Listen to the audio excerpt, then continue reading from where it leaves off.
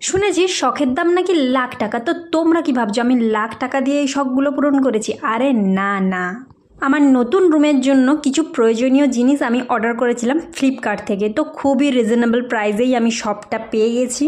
যেহেতু দরকারি জিনিস সেই জন্য তাড়াতাড়ি তো আনবক্সিং করতেই হবে। তো চলো তোমাদের সঙ্গেও শেয়ার করে ফেলি।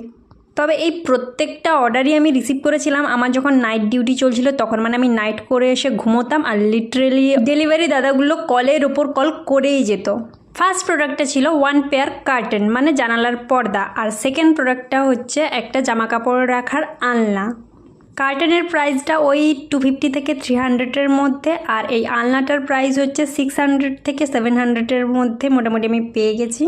তারপর আসে আজকের মতো লাস্ট প্রোডাক্ট। বলো তো এটার মধ্যে কি আছে? গেস করো। এটা অ্যাকচুয়ালি অনেক দিন ধরেই আমি নেব ভাবছিলাম, কারণ আমি এত টাইমলি সব জায়গায় পৌঁছোই কি আর বলবো। আর তারপর আমার ঘুমটাও এত মানে কম ঘুমাই আমি, সেটাও আর কি বা বলবো। এখনো কি বুঝতে পারলে না এটার মধ্যে কি আছে? আরে ভাই, এটার মধ্যে একটা ওয়াল ক্লক আছে। তো ওয়াল ক্লকটার মধ্যে অবশ্য টুইস্টও আছে। তো চলো দেখো এটার মধ্যে কি টুইস্ট আছে। আমি পুরোপুরি রেডি করে নিই, তারপর তোমাদেরকে দেখাচ্ছি। নো ডাউট জিনিসটা খুবই সুন্দর, বাট ব্যাটারি দেয়নি গাইজ, এটা কি মানা যায়? আর এটার প্রাইসও 250 থেকে 300-এর মধ্যে আমি পেয়ে গেছি।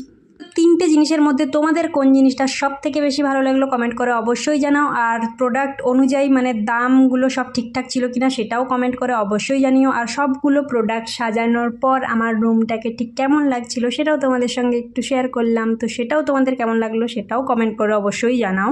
আর ভালো লাগলে আমার চ্যানেলটাকে like, comment, share and subscribe করে দিও। টাটা।